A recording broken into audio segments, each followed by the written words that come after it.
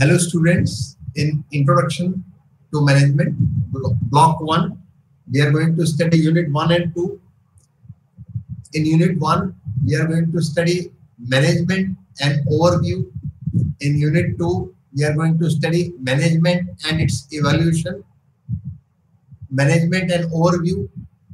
Now, management is the process of coordinating efforts to achieve specific objectives. It involves organizing people and resources to accomplish tasks. Harold Kuntz and O'Donnell expanded on this by emphasizing management as the process of achieving goals through organized group efforts. While different definitions exist, the core concept remains the same. Management is about efficiently using resources, particularly human resources, to meet organizational, objects. For example, a bank branch, running of a bank branch, right from, it is open to the public right from 10 a.m. to 4:30 p.m. Is management a science or an art? The debate over whether management is a science or an art has persisted for years. As a science, management uses systematic principles that can be universally applied, as is seen in scientific management theories developed by F.W. Taylor. However, because it deals with human behavior, which is unpredictable and dynamic, some argue that management is more of an art. Managers often rely on intuition, experience, and creativity, which are elements of art. Today, many believe that management is both a science and an art, scientific in its processes and artistic in its application. Management as a profession. Management has evolved into a recognized profession, much like law or medicine. According to Edgar Sachin, a profession requires a codified body of knowledge, formal education, and ethical standards. Management meets these criteria through business schools, accreditation bodies, and professional organizations like the Association of Indian Management Schools and the All India Management Association, which ensure the discipline adheres to professional standards. Next is group activity. Management involves coordinating the efforts of multiple individuals working toward a common goal. Then universality. Management principles can be applied across all types of organizations, government, business, education, military, and more. Continuous process. Management is ongoing, adapting to changes in the organization and external environment. Integration. Management integrates people, resources, and tasks to achieve objectives efficiently. Well-defined process. It follows a systematic process, including functions like planning, organizing, and controlling. Objective-driven, management focuses on achieving specific goals and results. Roles and skills. Managers must develop specific skills to perform their roles effectively. They should look towards the profitability of the company. Discipline. Management is a recognized academic and practical field with specialized knowledge and techniques. management versus, you see, administration. Although management and administration are often used interchangeably, they have distinct meanings in different contexts. British scholars argue that management encompasses administration and focuses on broader goals, while administration deals with day-to-day operations. Now, for example, in a bank branch, you see, senior manager administration, he is, you see, the in charge of the daily operations. Right from the morning, you see, if suppose somebody is on leave, he will, you see, allot some other officer on that desk, and he will see that, you see, all the departments work efficiently, and, you see, good customer service is given whosoever, you see, visits the branch. And if there is, you see, there is a queue or there is a lot of work on one particular desk, you see, he will put extra staff in that, you see, particular desk, so that the work is, you see, done fast. And this is what is administration. You see, work should be done smoothly without any, you see, problem. Customer should be satisfied. In contrast, American scholars contend that, you see, administration sets policies and management implements them. Modern thinkers like Harold Kuhn's view management and administration as essentially the same process that apply across all organizations. Now, importance of management. Management plays a, you see, vital role in every organization, regardless of, you see, size or industry. Effective management, you see, ensures optimal resource utilization, helps teams achieve goals, maintains smooth operations, and responds to internal and external changes. For example, the ability to adapt to challenges such as those, you see, posed by the COVID-19 pandemic showcases the importance of management in, you see, navigating uncertainty. The core functions of management are often grouped into 5, you see, categories. First is planning. This involves setting, you see, objectives and deciding on the best course of action to achieve them. It bridges the, you see, present and future, includes both internal and external considerations. Like, you see, in our country, we used to have 5-year plans. Similarly, you see, any company, it will, you see, look forward future, you see, 5 years, you see, productions, how much, you see, sales they have to achieve in the next 5 years, and what to do for achieving those, you see, sales. Next is organizing. Organizing involves structuring the organization by assigning tasks and responsibilities, delegating, you see, authority, and ensuring coordination between, you see, departments. How, you see, what each department, you see, has to, what role each department has to play, so that, you see, the targets are achieved. Then staffing, that this is also very, you see, important. Staffing is the process of recruiting, selecting, and training individuals for the organization. You see, training, it ensures that the right people are, you see, in the right positions. Then directing. Directing, you see, focuses on leadership, motivation, communication, and supervision. It ensures that employees are, you see, aligned with organizational goals and are motivated to perform their tasks. Then they should be suitably rewarded also. Controlling, the controlling function ensures that organizational activities are on track. It involves, you see, setting performance standards, measuring, you see, actual performance, and taking corrective action, you see, if needed.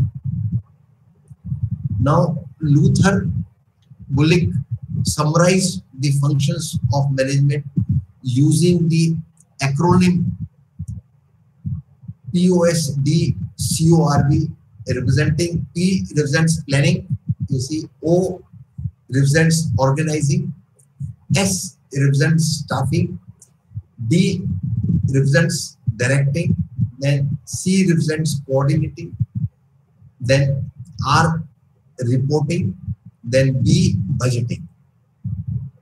Similarly, Henry Fayol, you see, listed 5 functions. You see, here Luther, you see, there were 8 functions: P for planning, O for organizing, S for staffing, D for directing, C for coordinating, then R for reporting, and B for budgeting. And Henry Fayol listed 5 functions.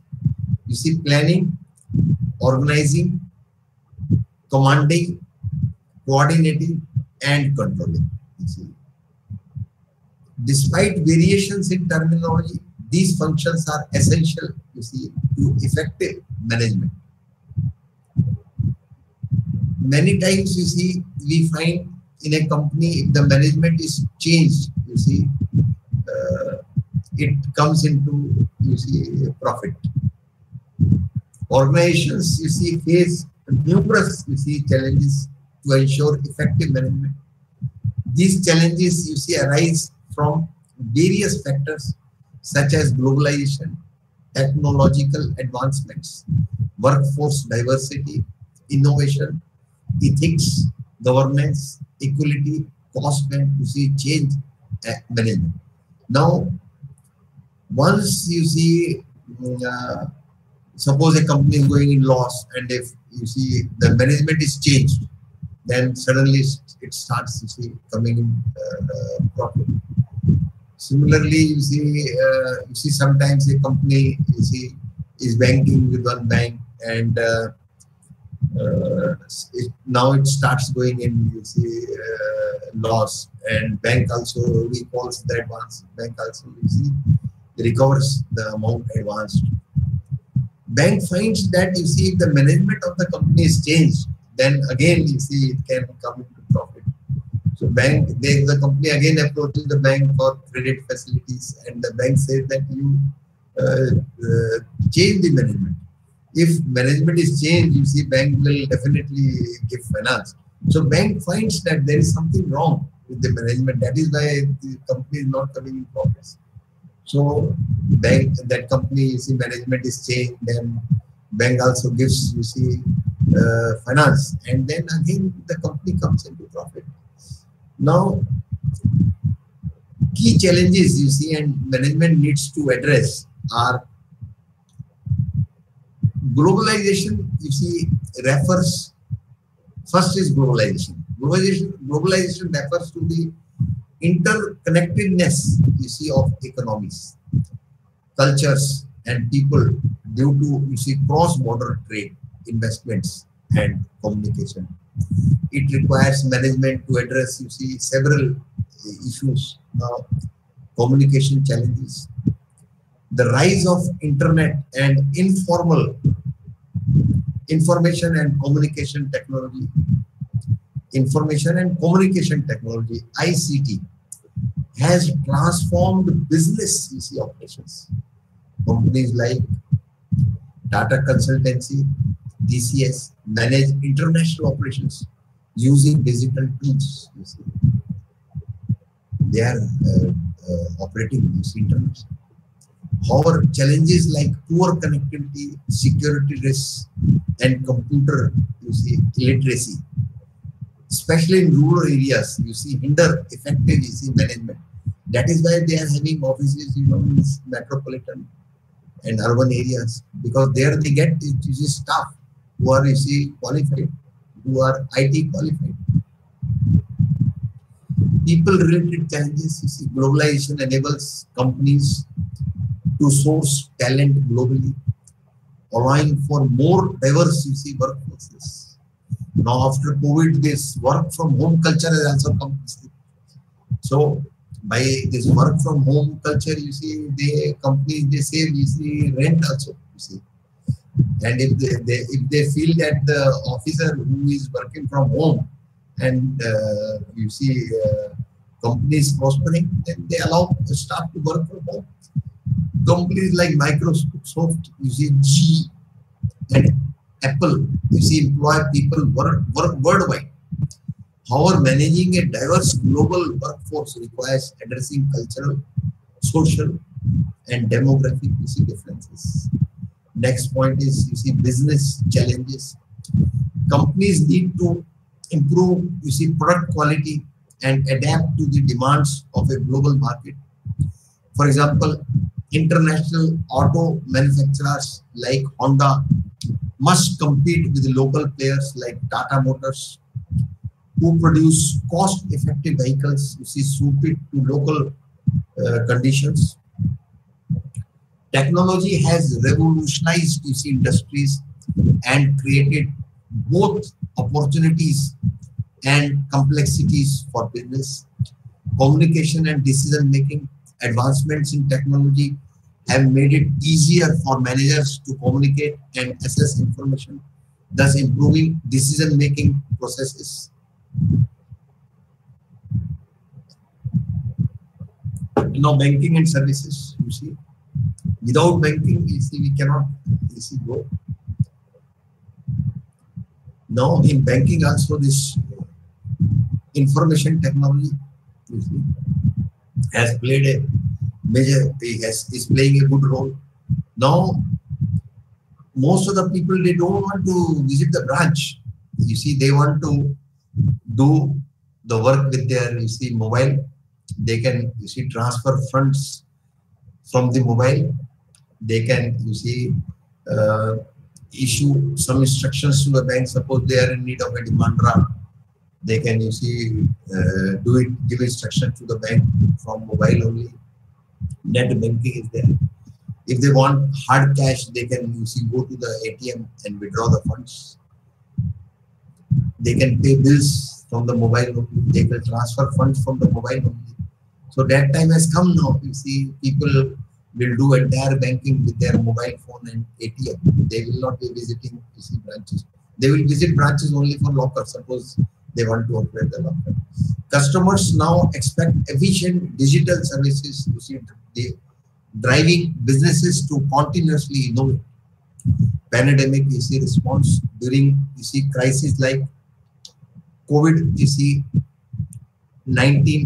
technology played a crucial role in maintaining business operations, enabling remote work and delivering services globally. Workforce diversity refers to the variety of demographic, cultural, and personal differences among employees.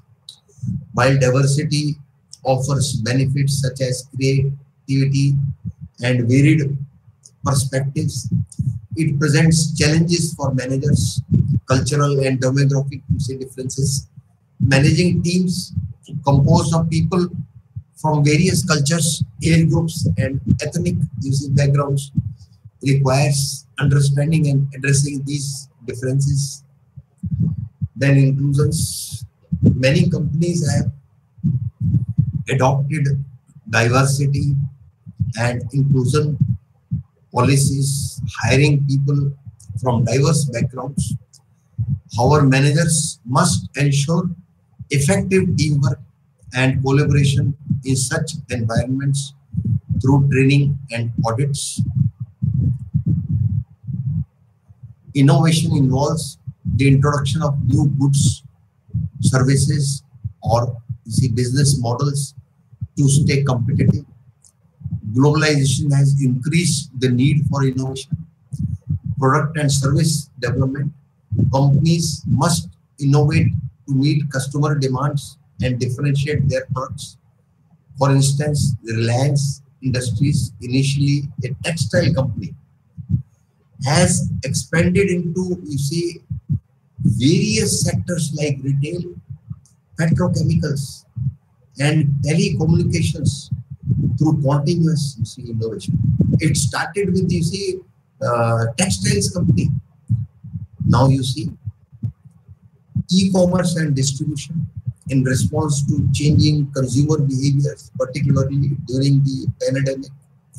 Companies have innovated their marketing and distribution channels to stay relevant. With globalization, businesses now operate without borders, making ethical conduct and governance a critical concern. Adherence to ethics. Managers must ensure that their companies comply with ethical standards, rules, and regulations across different countries and cultures. This includes understanding societal and cultural expectations and following the ethical code of conduct in business operations. Next is quality management. You see, quality reflects like excellence of a product or service and has become a vital factor for business success. Product and service standards, companies must meet, you see, high quality standards to remain competitive.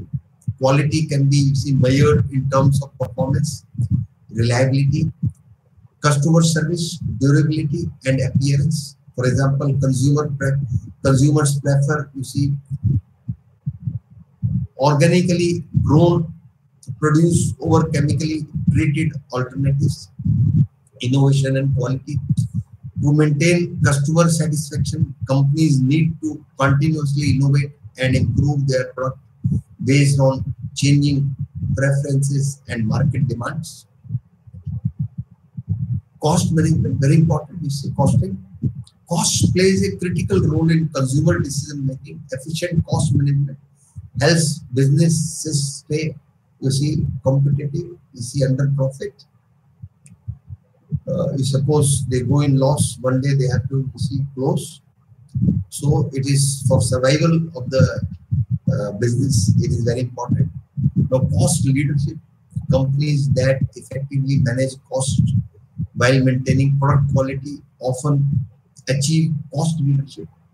For instance, Reliance Jio entered the, you see, Indian telecom market with a low-cost internet packages, challenging established, you see, players like Airtel and Vodafone.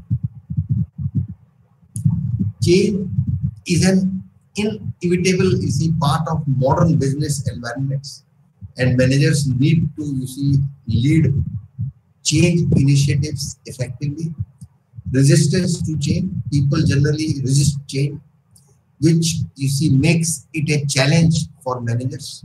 However, factors like technology, competition, and cost-driven organizations to evolve constantly. Role of managers. Managers must act as change agents, helping employees, you see, adopt to new ways of working. For example, the shift to online, you see, learning and e-learning platforms has become essential in today's, you see, fast-paced environment. Management and its, you see, evaluation. So we have, you see, finished the first chapter, that is management and, you see, management and overview. So in this chapter, we have studied, you see, meaning and definition of, you see, management. Many management, you see, experts have tried to define management, but no definition of management has been, you see, universally accepted. Now, some of the definitions are, you see, management is an organization can be described and defined only through their functions. Then management is not people, it is an actively like walking, reading, swimming, or running. People who perform management can be, you see, designated as members of management or executive leaders. Management is the function of executive leadership anywhere. Then to manage is to forecast and plan, to organize, to compound, to coordinate, and to control. Then management is the art of getting, you see, things done through and within formally organized group. So these were the, you see, definitions which were given of, you see, management by many, you see, scientists. Then next is, you see, we studied nature of management. there has been a long debate about what exactly is the nature of, you see, management. Then we have studied in this chapter, you see, the characteristics of management. So management is a group activity. Management is universal in its application. Management is a continuous activity. Management is an, you see, integrated effort. Management as a well-defined process. Management is objective driven and result oriented. Then management is a set of roles and skills. Management is a function. Management as a discipline. Then we have studied management versus management and, you see, administration. Then we have studied importance of management. It helps in achieving group goals, optimum or utilization of resources. It reduces cost. It establishes sound, you see, organization.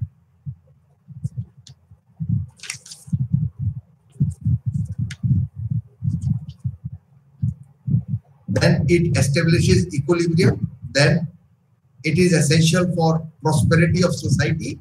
Then we have studied functions of, you see, management.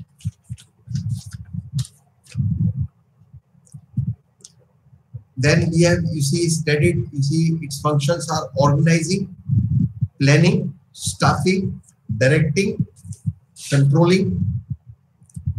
Then we have studied, you see, challenges of, you see, management.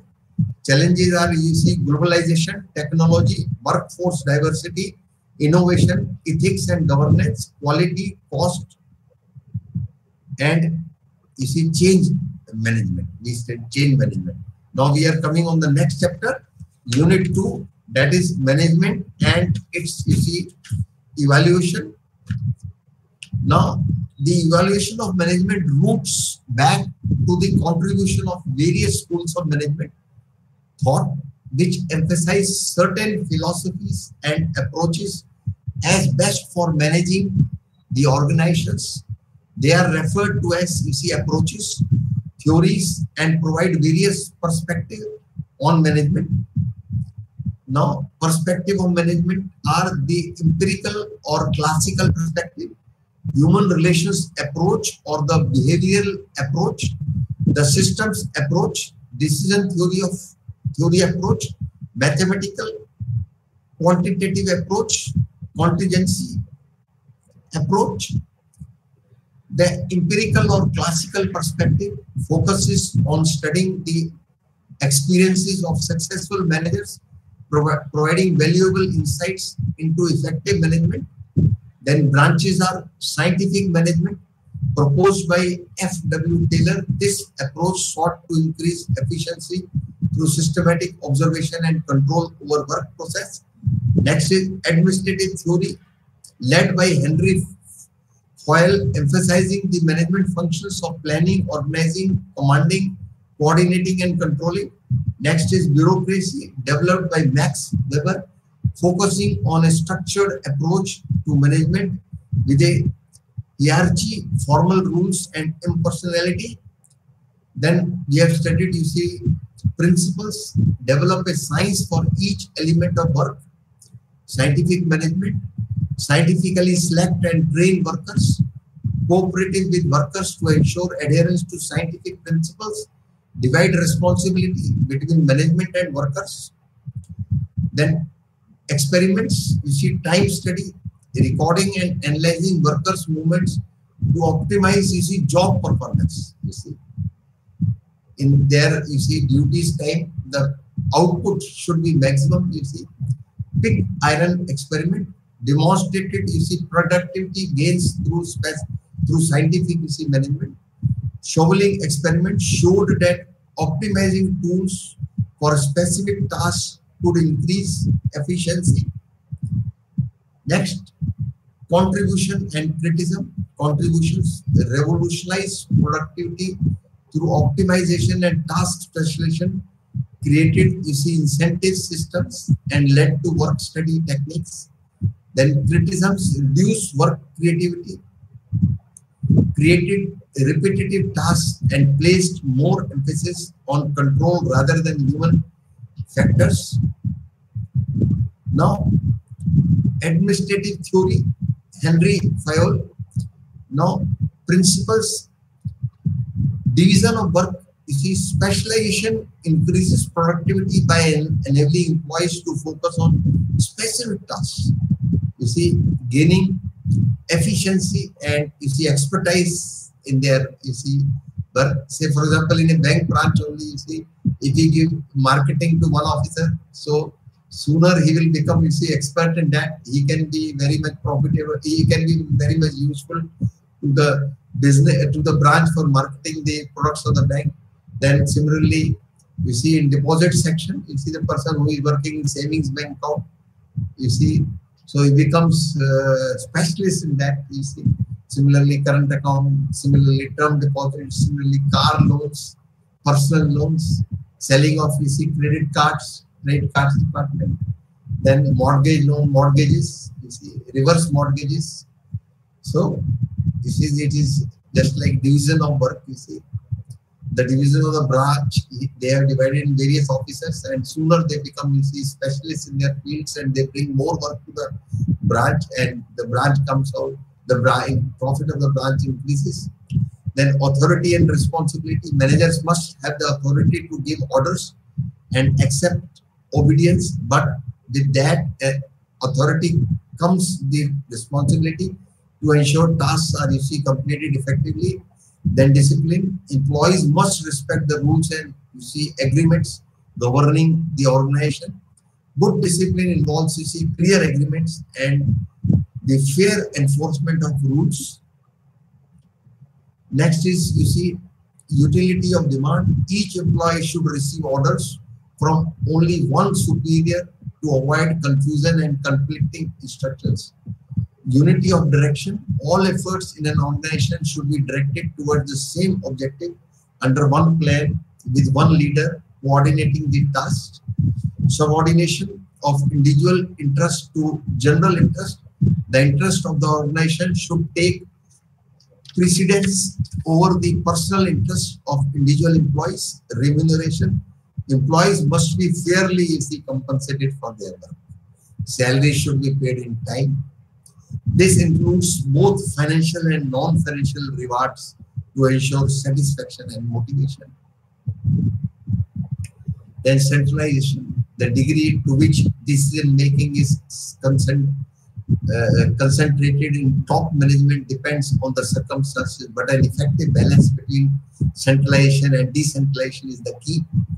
Scalar chain, a clear line of authority should run from the top to the bottom of the organization, allowing for smooth communication and decision making.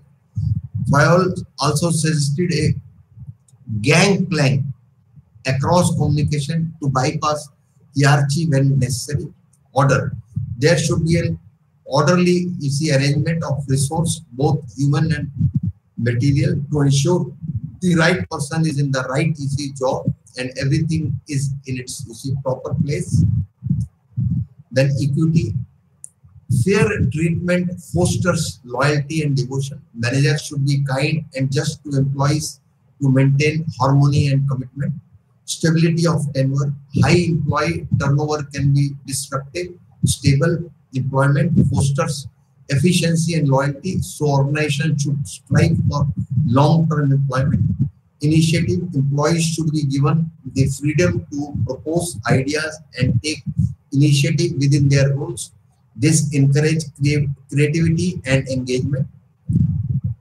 Esprit de corps, promoting team spirit, will build harmony and unity among employees, fostering a positive working environment and improving organizational strength. So we have studied, under administrative, theory, we have studied, 14 principles. What were they? Division of work, authority and responsibility, discipline, unity of command, then unity of direction, then subordination of individual interest to general interest, then remuneration, then centralization, then scalar chain, then order, then equity, then stability of tenure, then initiative, then esprit de corps. Now next is bureaucracy. An idea organization structure with a hierarchy, job specialization, and formal rules for maintaining order and efficiency in large, organizations. Then human relations approach. The human relations approach in management evolved from various ideas, experiments, and experiences of management thinkers. This approach was seen as radical because it focused on the psychological and sociological factors influencing employee performance. It emphasized human relations practices like leadership, communication, and motivation. For the first time, the people aspect of management was, highlighted with an emphasis on satisfying psychological needs and understanding behavior. The Hawthorne studies were conducted at the Western Electric Company in Hawthorne, Illinois. This research, led by Elton Mayo and his team, explored how work conditions impacted productivity. If conditions are good, productivity will increase. The studies originally focused on the effect of lighting on worker output, eventually expanded into various experiments examining job design, work hours, rest periods, and wage plans. Now, key discoveries were physical changes in the work environment had little effect on productivity. The biggest influence on productivity are the social norms, established within worker groups. Employees performed better when they felt the management cared about them. This became known as the Hawthorne effect. Then contributors, Elton Mayo, and other notable contributors like Carl Levin, Roethlisberger, and Dixon conducted that both psychological and social factors play a significant role in determining work output. Next is systems approach. The systems approach builds on the human relations approach, viewing management as a social system influenced by sociology. It emphasizes solving biological, physical, and social limitations through cooperation. According to this approach, an organization is made up of various subsystems that are interdependent, and each contributes to the organization's overall purpose. Just as a computer has multiple interconnected components like the monitor, keyboard, and CPU that work together, an organization consists of people, groups, and relationships that must function together for success. This approach stresses the importance of understanding the individual's group dynamics and the impact of informal relationships on formal organizational structures. The decision theory approach focuses on decision making as the core of managerial function. It developed after World War II and emphasizes choosing the right course of action from possible alternatives. This approach uses sophisticated techniques to help managers solve problems, particularly in planning and control. It highlights the importance of rational decision making and offers tools for making more informed choices. Mathematical quantitative approach. The mathematical approach views management as a system of mathematical models and processes. It uses quantitative methods to aid decision making, expressing problems and solutions in terms of symbols, formulas, and models. Key techniques include simulation, linear programming, and gaming. These tools help simplify complex decision making in large organizations.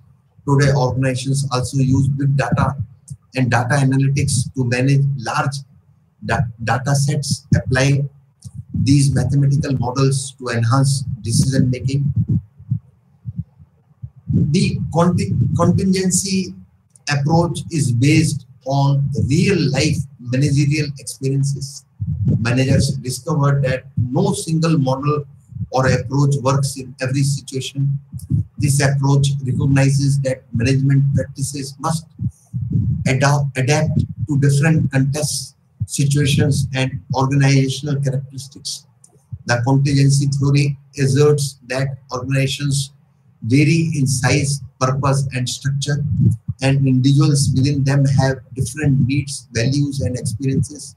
Therefore, there is no one best way to manage. While practical, this approach can be challenging due to the complexity of identifying all the relevant contingency factors. This approach is valued for its realism and flexibility, but requires understanding which actions to take in specific situations. So we have studied, in this chapter, management and its evaluation. The evaluation of business has its, roots in contributions of various, business schools, emphasizing specific philosophies and approaches as the best way to manage organization. They are called, approaches, theories, and provide different perspectives on management. The evolution of management philosophy is a process that began in the early days of, humankind. It started when the man found the need to live in a group. Then the mighty men, quickly organized the masses and distributed them among the groups. Depending on the strength, intellect, and psychic abilities of the masses, the sharing and distribution processes has been completed. Thus, with the beginning of civilization, effective management practices, began. Now, then we studied perspectives of, management. The empirical or, classic perspective. The classical approach is one of the oldest approaches in management and is also known by various names. That is empirical, functional, and management, process approach. The classical theory represents the traditional thoughts about organizations. It is based on the prototype, industrial and military organization. The theory concentrates on organization structures and their management. Then scientific, management. Frederick Winslow Taylor is acknowledged as the father of scientific management. Probably no other person has had a greater impact on the early development of management. His experience is an apprentice, a common labor, a foreman, mechanic, and then the chief engineer gave opportunity to know first-hand problems and attitudes of workers and to see the great possibilities for, improving the quality of management. Other contributors like Frank and, Lillian, Gilbreth, Henry, Gantt, Emerson also suggested the effective use of human beings in industrial, organization. They studied the use of human beings as, adjuncts to machines in performance of routine tasks. It was also only Taylor who gave concrete shape to the theory of scientific management. Scientific management employs, scientific methods to the problems of management. He defined scientific management as the art of knowing exactly what you want men to do and then seeing that how they do it in the best and cheapest way.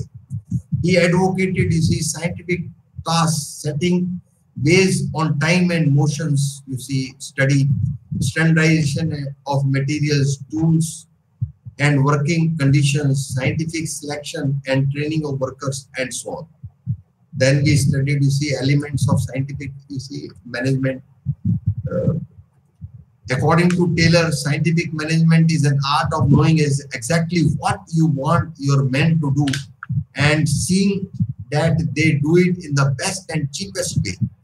In Taylor's view, if a work is analyzed scientifically, it will be possible to find one best way to do it. Taylor's 4 principles are, replace working by, rule of thumb or simple habit and common sense, and instead use the scientific method to study work and determine the most efficient way to perform specific tasks, rather than simply, assign workers to just any job. Match workers to their, jobs based on capability and motivation, and train them to work at, maximum efficiency. Monitor, worker performance and provide, instructions and, supervision to ensure that they are using the, most efficient ways of working. Allocate the work between managers and workers so that the managers spend their time planning and training, allowing the workers to perform their, tasks efficiently. Taylor's expectations working as a foreman for the Bethel Steel Works in the 19s. Taylor observed how workers could do more with less time. He analyzed coal shoveling at the factory and noticed that several workers brought different sizes of shovels from home. Workers who, brought small shovels could do more, but it took, them longer, and workers who bought, big shovels could do less, but it was faster. He observed that best size, shovel was one weighing, about 20 pounds. As a result, he directed the organization to provide all the workers with the same size shovel. He also, provided pay incentives for workers who could, shovel more coal. By making these changes, the organization dramatically, increased the production. Next is soldiering. Overall, Taylor felt that employees are lazy and need constant supervision. He posited that the tendency of the average employee is toward working at a, slow, easy gait. He called the tendency natural soldiering. Soldiering, is another word for taking it easy. One's natural, tendency to take it easy on the job can also be affected by systematic soldiering, which occurs when employees decrease their work production based on input or communication from others, or if they feel that working harder will not result in greater compensation. When employees are paid by the hour, there is an additional incentive to slow down. It's better to soldier and show that tasks take longer, than might really be necessary on account of what he took to be workers' inherent laziness. Taylor understood the impact of workers on production rates and the need for effective, efficient work practices. Thus, Taylor conducted several experiments to determine the best way of performance in each of the tasks.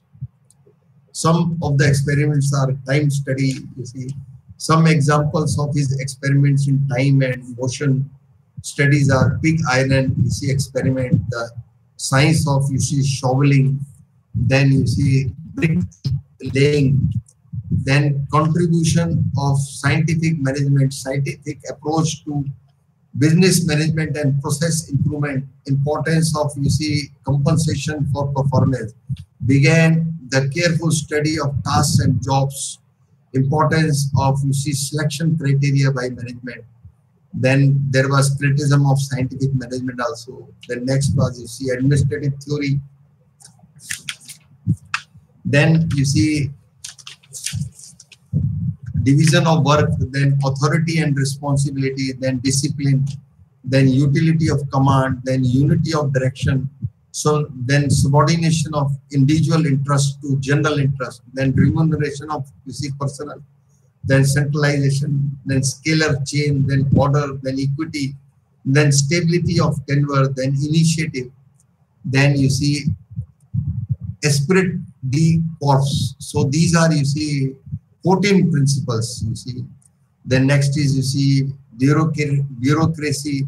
The salient features of Weber's idea of bureaucracy are job specialization, hierarchy, then formal selection, then formal rules and regulations, then impersonality, then career orientation, the human relation approach or the behavioral approach.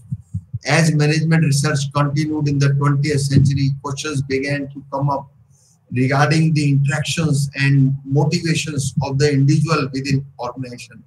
Management principles developed during the classical period were simply not useful in dealing with many management situations and could not explain the behavior of individual employees. In short, classical theory ignored employee motivation and behavior. As a result, the behavioral school was a natural outgrowth of this revolutionary management experiment. The behavioral management theory is often called the human relation movement, you see, because it addresses the human dimension of work. Behavioral theories, you see, believe that a better understanding of human behavior at work, such as motivation, conflict, expectations, and group dynamics, improve, you see, productivity. Output will increase, you see. Then we have studied, you see, how Thorne studies show that people's work performance is dependent on social issues and job satisfaction, and the monetary incentives and good working, you see, condition are generally less important, you see, improving employee productivity than meeting individuals' need and desire to belong to a group and be included in decision making and work.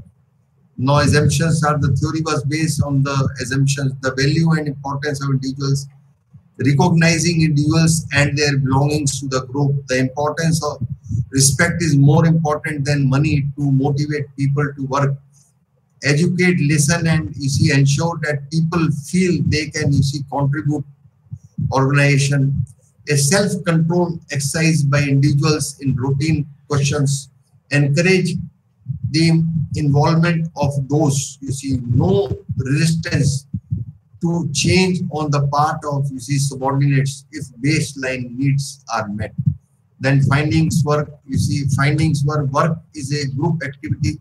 The social world of the adult is primarily patterned about work activity. The need for recognition, security, and sense of belonging is more important in determining workers' morale and productivity than the physical condition under which the worker works. A complaint is not necessarily an objective recital of facts. It is commonly a symptom manifesting disturbance of an individual's status position. The worker is a position. The worker is a person whose attitudes and effectiveness are conditioned by social demands from both inside and outside the work area.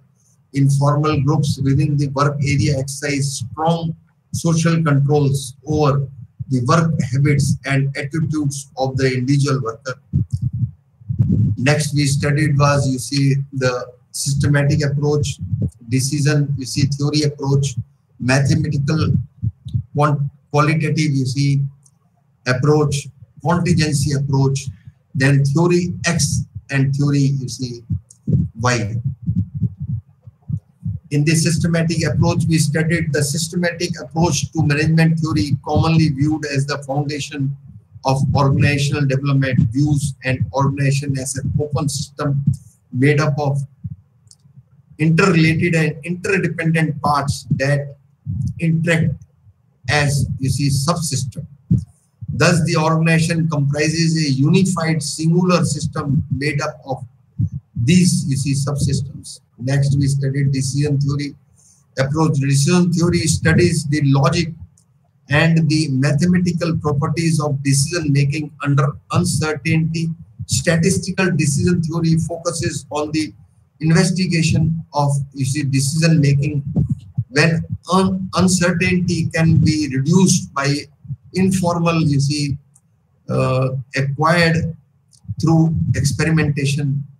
Next, we studied, you see, mathematical, you see, quantitative approach. The quantitative approach to management involves the use of, you see, quantitative techniques such as statistics, informative, you see, models, and computer, you see, simulations to improve decision making. Today, this view encourages managers to use mathematics, statistics, and other, you see, quantitative, you see, techniques to take management decisions. Then, you see, theory X and theory Y.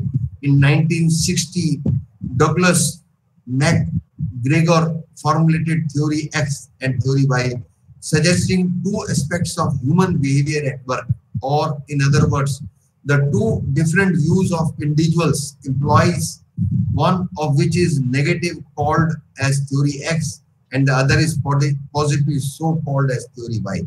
According to MacGregor, the perception of managers on the nature of individuals is based on various, you see, assumptions. Then we studied the contingency approach. The contingency approach is based on real life managerial experiences. Managers discovered that no single model or approach works in every, you see, situation. There is no hard and fast, you see, rule. You have to be flexible. You see, you have to see the situation. This approach recognizes that management practices must adapt to different contexts, situations, and organizational, you see, characteristics. The contingency theory asserts that organizations vary in size, purpose, and structures, and individuals within them have different needs, values, and experiences. Therefore, there is no one best way to manage. While practical, this approach can be challenging due to complexity or of identifying all the relevant, you see, contingency factors. This approach is valued for its realism and flexibility, but requires understanding which, you see, actions to take in specific situations. So students, we are closing the session. Thank you very much, students. Thank you very much.